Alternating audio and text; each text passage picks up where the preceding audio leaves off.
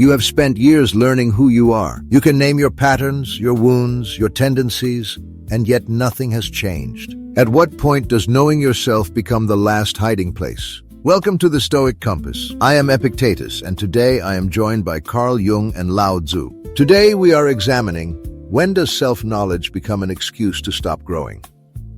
Let me say what no one wants to hear. Most people who talk about self-knowledge are not pursuing it. They are using it as a wall. They have learned the right vocabulary for their limitations, and now those limitations feel permanent. I am anxious by nature. I struggle with trust. This is just how I am. You have named the cage and called it self-awareness. That is not wisdom. That is surrender dressed up as insight. I understand the frustration, Epictetus, but I think you are collapsing a distinction that matters. There is a difference between using self-knowledge as an excuse and genuinely integrating what you have found. The person who says, "I am anxious by nature," may be doing the hard work of not pretending otherwise. They may be learning to live with what is real, rather than fighting a war against their own constitution. Dismissing that as surrender seems to me to miss what depth psychology actually teaches. The first task is to see the shadow clearly. The second task, which is harder, is to decide what to do with it. You are both assuming that growth looks like movement, like progress in a direction you can name. But sometimes what looks like a person staying still is not stagnation. It is someone finally stopping long enough to understand what they are. The question is not whether they are growing. The question is whether they are honest about what is happening. LAOZI, honest about what? That they are comfortable? That the work is hard and they have decided it is not worth doing? Honesty without direction is just confession. I can confess every flaw I have. I can describe my cowardice in precise detail. That changes nothing. The Stoic does not stop at naming the obstacle. The Stoic asks, what do I do with it? Knowledge without action is decoration. But action without understanding is equally dangerous, and perhaps more so. I have seen what happens when people push forward without ever confronting the interior material driving them. They change the surface and wonder why the same problems keep appearing. A man leaves one relationship convinced he has grown, and within 2 years he is in the exact same dynamic with a different person. He was busy acting, he was not busy understanding. The repetition is the evidence that the work was not complete. That man is interesting to me. He is moving constantly and going nowhere. He believes he is growing because things are changing around him. But he is like water running in a circle. It moves, but it does not arrive anywhere. That is a fair observation, but it proves my point, not yours. That man failed because his self-knowledge was incomplete, not because he acted. He did not understand enough. So what is the answer? Understand more, then act differently. The loop you are describing is not an argument against action. It is an argument for better thinking before action. I am not arguing against action. I am arguing for the right sequence. And I am saying that the right sequence almost always takes longer than people want it to. There is something in the psyche, and I would call it the ego's drive towards self-preservation, that wants to declare the inner work finished so it can return to the safer terrain of external behavior.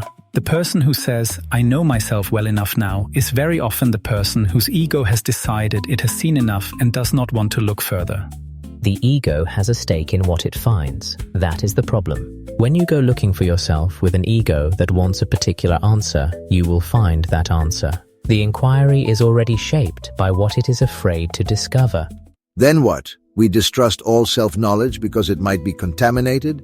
That is paralysis. At some point you have to act on what you know, even if what you know is imperfect. The alternative is permanent inspection, permanent hesitation.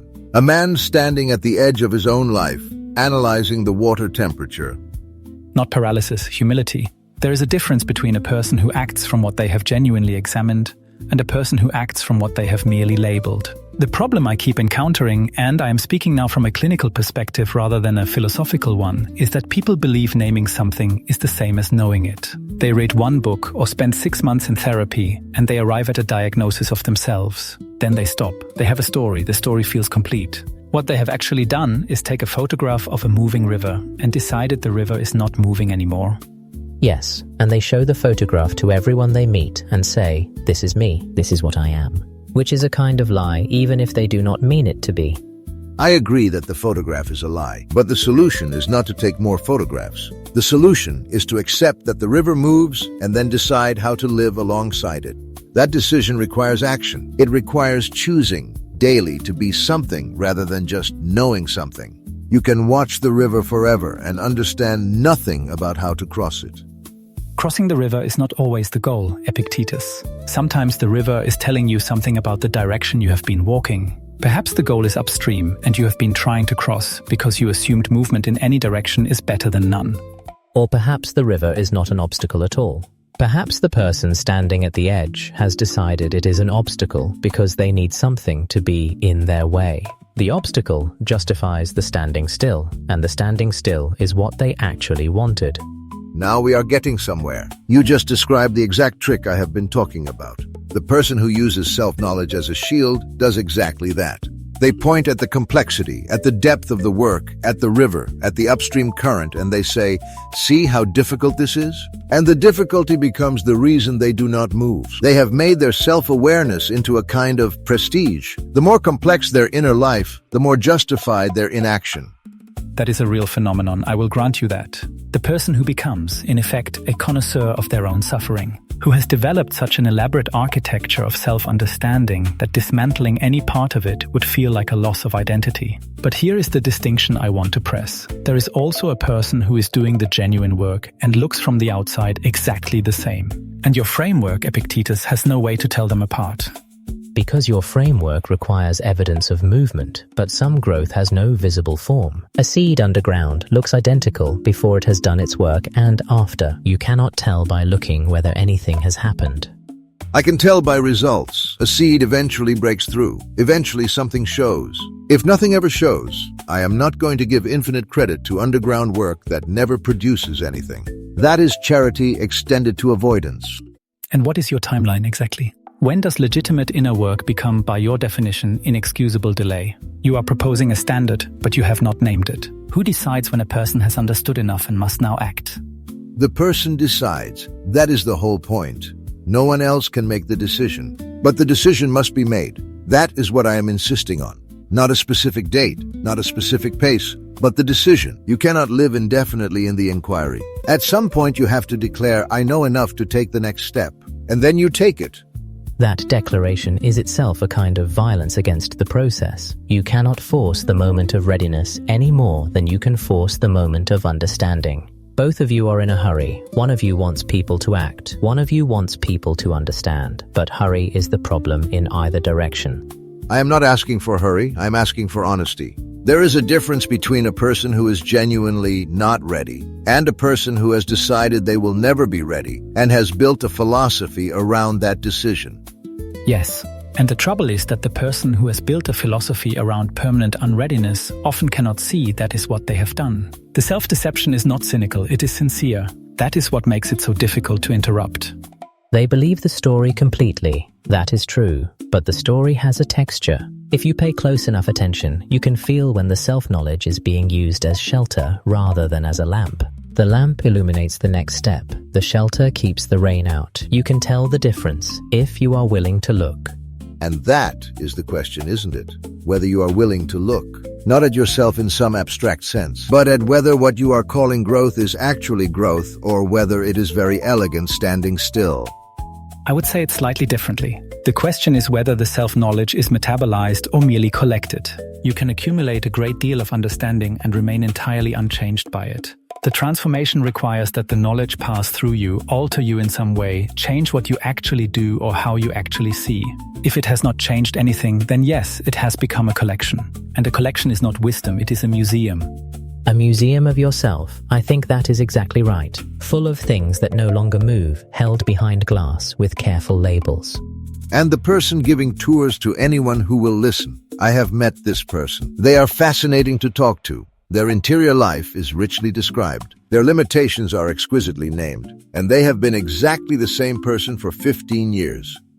The function of that stasis is the question I would want to pursue. What does remaining the same protect them from? Because something is being protected. There is always a reason the psyche refuses forward motion, and it is rarely simple laziness. It is usually a fear that has not been brought into the light. A fear of who they would be if they actually changed. Or a fear that there is no one there beneath all the understanding, that if you stripped away all the self-knowledge, all the careful maps of the interior, you would find something that could not be named or explained. Just bare life. Then look at it, whatever it is. Look at it and decide what to do. That is the only answer. The fear is not an excuse. The complexity is not an excuse. The depth of the work is not an excuse. You look and then you move. All of this argument, and we have not said the one thing that is actually true yet. The debate is not about knowledge and action. It is about what happens the moment you stop pretending you do not know what you are doing. Most people who have done real work on themselves reach a point where the self-knowledge becomes comfortable, familiar, it fits. They know their patterns, they can trace their wounds back to their origins, and they have a coherent account of why they are the way they are. That account is not false, but it has calcified. It has gone from being a map to being a home. And a map is only useful if you are still willing to move. Self-knowledge becomes an excuse the moment you start using it to explain yourself rather than to change yourself. There is a particular phrase that signals this shift. It sounds like, "That is just how I am." When you hear yourself say that, it is worth pausing.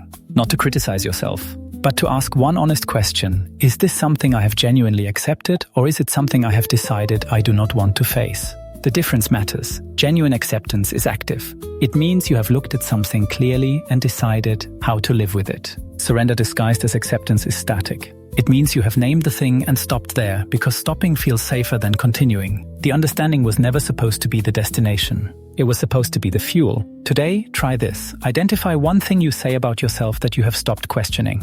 One piece of self-knowledge you carry as settled fact. Write it down and then write one sentence beneath it, asking whether you have truly examined it or simply kept it.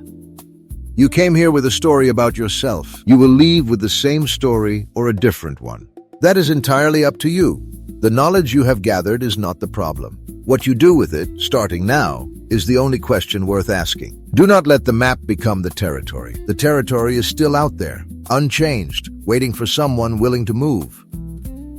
If today's conversation has served you, take it further. Pay Attention by C. Trebu, 12 Lessons in the Practice of Seeing Clearly. Available now on Amazon.